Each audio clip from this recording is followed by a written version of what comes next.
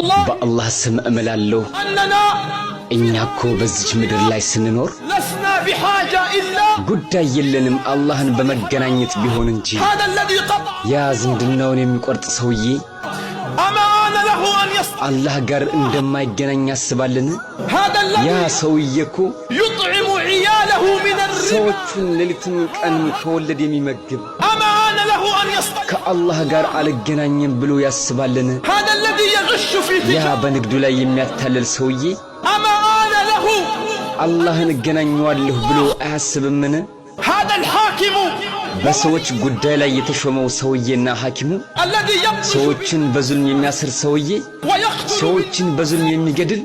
ويسرق قوتا የሰዎችን ቀለብና ገንዘብ የሚሰርቅ ليلنا በሌሊትም በቀንም أما أنا له أن አላህ يصطلح ዘንድ እገናኛለሁ ብሎ አያስብምን هذا الذي حرم أخواته እህት ወንድሞችን ከውርስ ሐቅ ገንዘብ የከለከላቸው ሰውዬ ومنع عن أخواته እህት ወንድሞችን በሐቅ ከመዋረስ የከለከላቸው ሰውዬ أما أنا له أن አላህ ጋር አልገናኝም ብሎ ያስባልን الذين በየቀኑ ያ የሚሰማ ሰውዬ እኮ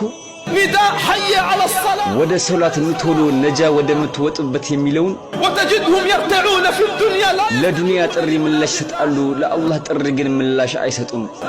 أما እነሱ የላቸውምን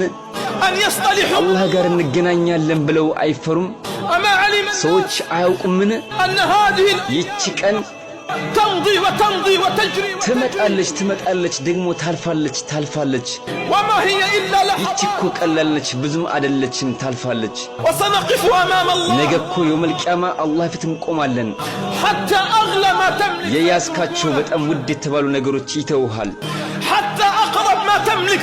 ላንተ ቅርብ የሆኑ ቤተሰቦችህ እንኳን ይተውሃል أما تعلم አታውቅምን أنهم إذا حملوا በተሸከሙን ጊዜ أنهم إذا እነሱ ተሸክመውን በሄዱ ጊዜ